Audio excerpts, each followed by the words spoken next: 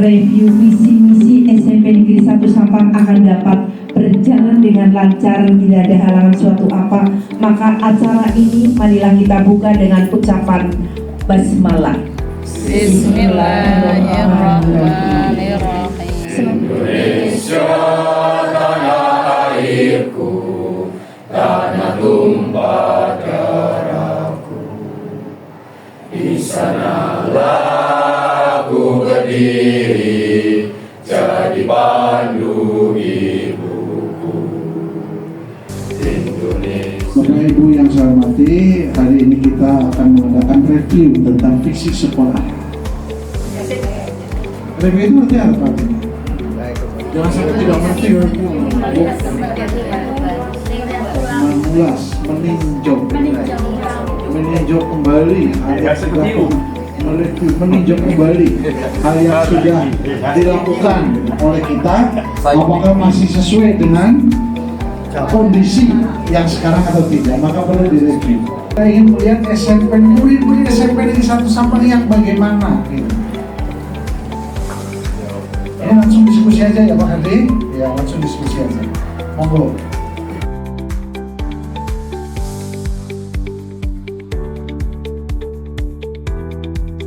Saya memimpikan murid-murid yang soleh-soleha, berakhlak mulia, santun kepada orang tua, baik di rumah maupun di sekolah.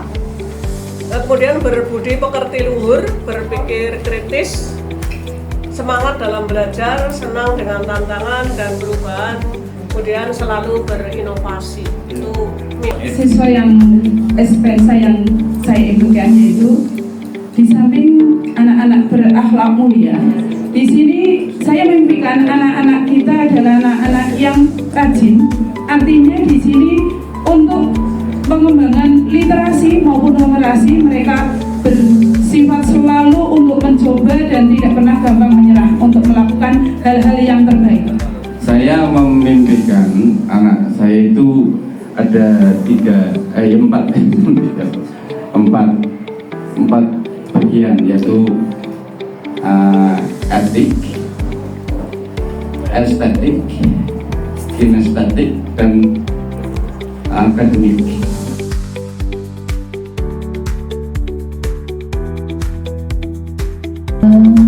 Saya percaya bahwa murid itu adalah anak-anak yang memiliki karakter dan keunikan masing-masing, memiliki keistimewaan dan bakat yang dapat kita gali seoptimal mungkin, sehingga mereka dapat tumbuh dan berkembang dengan baik.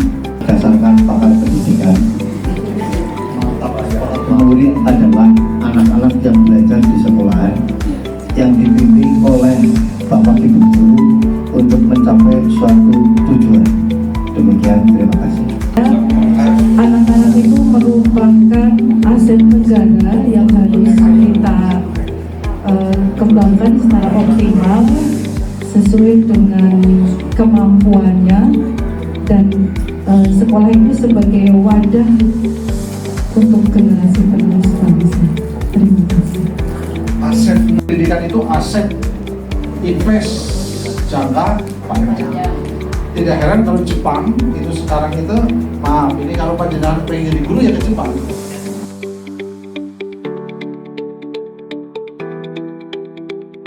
Di sekolah kita mengutamakan karena kita menyadari objek sekaligus subjek di lembaga pendidikan adalah anak-anak, maka menurut teman saya yang perlu diutamakan di sekolah ini adalah yang pertama adalah anak-anak berupa pelayanan, baik dalam bentuk pelayanan dan bimbingan KPM maupun pelayanan dalam bidang yang lain. Di sini sama seperti Pak Idris, di sekolah kita mengutamakan siapa, yaitu mengutamakan siswa atau murid, karena sesuai filosofi Ki Hajar Dewantoro bahwa kita sebagai pendidik itu menghamba pada murid. Jadi di sini kita sebagai tempat penilaian benih. Terus di sini kita mengembangkan dari segi karakter, terus juga dari segi pengetahuan juga. Jadi tidak hanya sekedar pengetahuan, tapi penanaman karakter juga harus kita utamakan. Di sekolah kita mengutamakan pelayanan kepada siswa dalam rangka pembentukan karakter. Intinya sama dengan pendapat yang disampaikan tadi oleh beliau Pak Idris juga Bu Dewi, bahwa tujuannya adalah mencapai kebahagiaan siswa dan keselamatan sesuai dengan potensi yang dimiliki oleh siswa. Tadi kita memberikan murid yang mungkin konteksnya, kalau menurut saya itu pertama adalah kita tekankan bertakwa kepada Tuhan Yang Maha Esa. Kalau soleh dan soleha, kalau orang yang bertakwa, siswa yang bertakwa sudah pasti itu adalah soleh dan soleha. Jadi mungkin konotasinya lebih ke arah bertakwa kepada Tuhan Yang Maha Esa, kemudian berakhlakul karim. Kalau kita berakhlak apa ya, mulia. Mungkin kalau menurut saya berakhlakul karimah itu mungkin akan lebih nyambung dengan bertakwa kepada Tuhan Yang Maha Esa. Belajar Pancasila, beriman dan bertakwa pada Tuhan Yang Esa, dan berakhlak mulia, berkebinekaan global, gotong royong mandiri, kreatif dan bernalar kritis.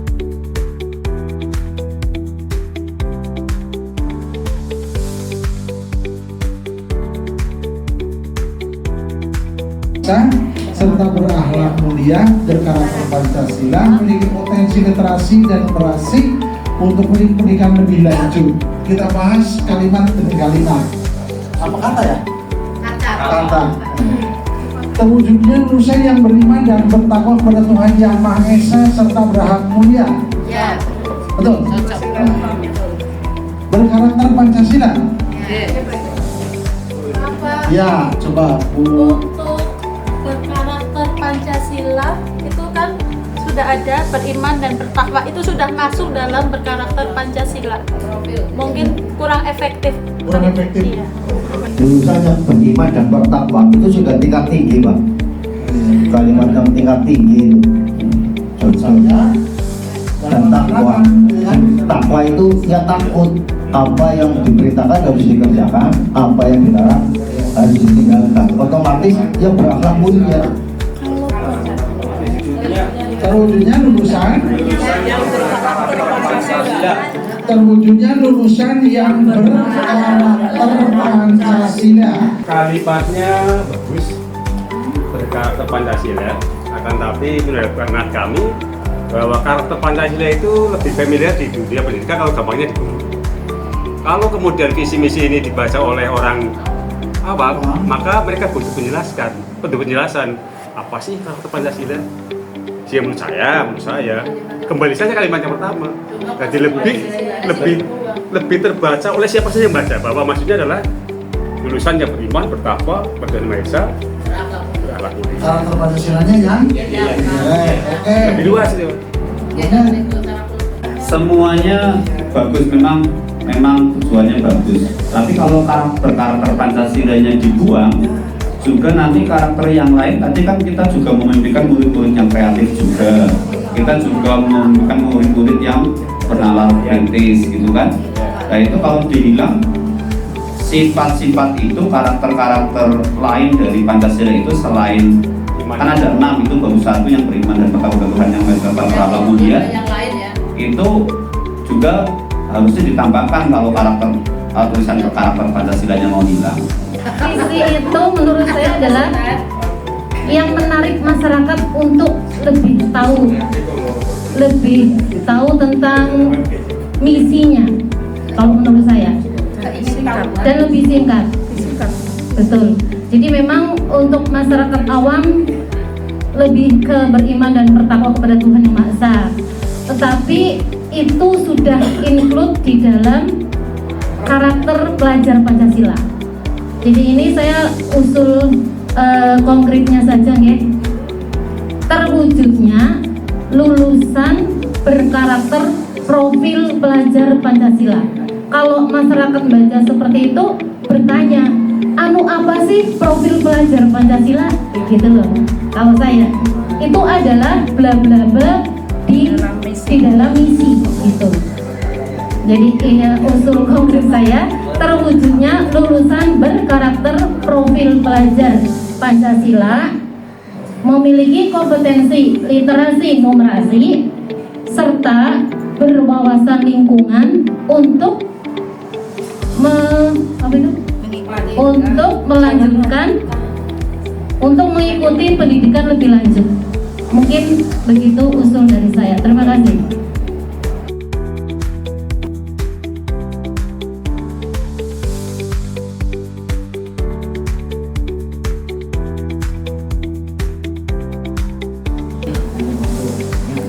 Izinkan saya untuk menjawab. Untuk murid harus bagaimana, yaitu kita harus mampu untuk melaksanakan profil belajar Pancasila dengan cara bertakwa kepada Tuhan Yang Maha Esa dan juga memiliki budi pekerti luhur, dan juga mampu untuk berkreasi, mewujudkan inovasi dan lebih berprestasi ke depannya. Dan dari saya, terima kasih. Jadi menurut saya siswa harus bagaimana? Yang utama itu siswa itu harus mampu berkarakter dan beradab. Dimana nanti implementasinya tentu saja siswa itu harus sopan, harus berakhlak baik, terus tutur katanya bagus, perilakunya juga bagus, hormat, berempati dan lain-lain. Pada intinya siswa itu ketika di luar SMP kita itu siswa kita akan mudah dikenali. Mungkin itu wujud dari karakter. Kalau siswanya bagus, sopan, orang akan tahu bahwa itu siswa SMP Negeri 1 Sampang. Seperti itu. Jadi lebih menitik beratkan pada karakter dan adab. Terima kasih. Untuk yang ketiga ini, berarti kan di sini diharapkan murid itu mampu untuk meningkatkan kompetensi literasi dan numerasinya selama bersekolah di SMP Negeri 1 Sampang. Kemudian satu lagi terkait dengan bagaimana siswanya atau muridnya, berarti murid juga harus membiasakan untuk berbudaya lingkungan dengan cara menjaga kebersihan dan otomatis mencintai lingkungan.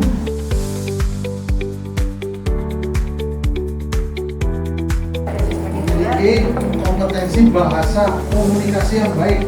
Terus bahasa komunikasi ya? Iya. Memiliki kompetensi bahasa yang baik. Bahasa Mungkin ke komunikasi yang baik aja ya. Bahasa komunikasi dan komunikasi yang baik. Iya. Terus mampu juga mengayomi. Mampu mengayomi. Terus sebagai panutan yang baik. Mengayomi, apa yang ketika polisi itu apa ya? Iya. Mengayomi, melindungi, melayani. Kalau menurut saya guru itu harus bagaimana sih? Ya, jadi yang guru itu harus mampu memberikan pengaruh positif, positif serta karena saya guru agama jadi saya tidak jauh-jauh dengan agama juga ya. Jadi serta bertindak sesuai dengan norma.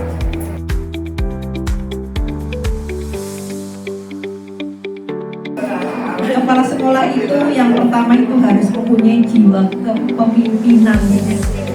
Ya, kalau jiwa kepemimpinan yang terutama yang bijaksana. Karena apabila di dalam sebuah sekolah itu ada suatu masalah, tentunya harus diselesaikan dengan bijaksana, tidak memilih salah satu yang disenangi. Apa? Yang dekat itu saya dekat dengan dia selalu bersama-sama saya. Kepala sekolah memihak yang ini, jangan seperti itu Pak, berarti harus bijaksana.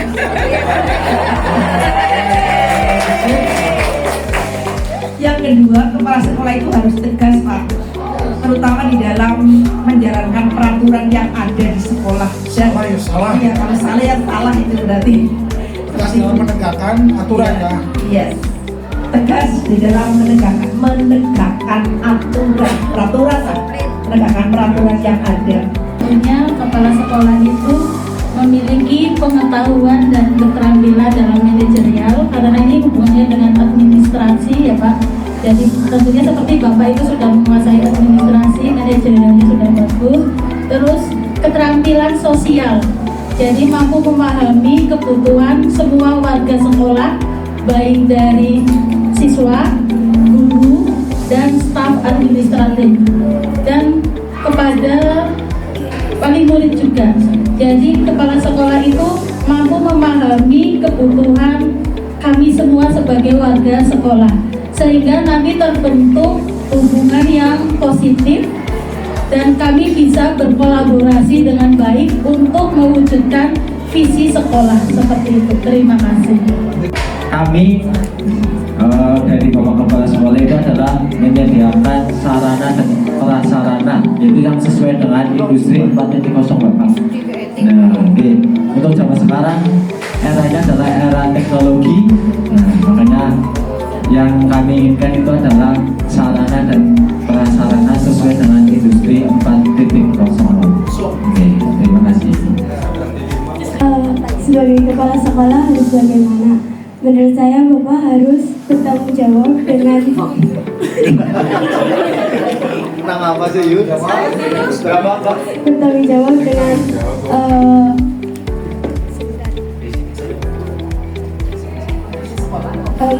visi misi yang sudah direncanakan. Bertanggung jawab mewujudkan visi misi. Iya. Iya. Yang sudah direncanakan. Ya, cukup.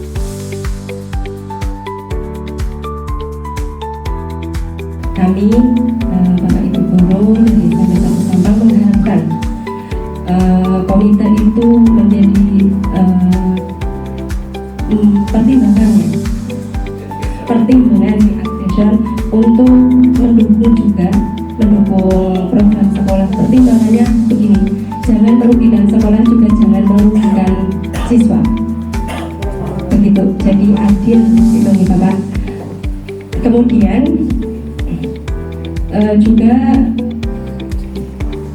menindaklanjuti keluhan, saran, kritik dan aspirasi dari peserta didik, orang tua atau wali dan masyarakat. Begitu Bapak. Cukup mungkin dari saya, terima kasih. Mungkin dari Bu Salina dan Bu Lili tadi sudah ada di situ. Hanya menurut saya sebagai supporting agensi lembaga pendukung sekolah, komite lebih berperan ke bagaimana menggerakkan orang tua atau masyarakat mendukung program-program yang dijalankan oleh sekolah. Kemudian apabila ada kritik saran dari beliau-beliau orang tua, sampaikan ke kami. Mungkin kami akan mengadakan perbaikan-perbaikan, tentu saja dengan dukungan Bapak Komite dan semuanya. Demikian Bapak, terima kasih. Mungkin Bapak Ibu, kami harapkan apa sih yang diharapkan dari komite dan siswa sebanyak-banyaknya masukan dari karena panjenengan adalah orang yang hebat Bu. Bapak nggih, guru itu orang yang hebat. Hebat bagaimana guru itu adalah sebagai sumber ilmu ini anak-anak gue banyak yang ada di sini. Saya kepala sekolah itu adalah orang yang bersama. Jadi harapan kami mau Ibu silakan nanti mungkin saya simpulkan terkait dengan apa sih sesungguhnya yang harus dilakukan oleh komite dan wali siswa. Masih kurang saya kelihatannya Bu. Apa Ibu terbuka saja apa sih yang dengan harapkan dari kami dari komite teman-teman bahkan masih belum sesuai dengan harapan dan tujuan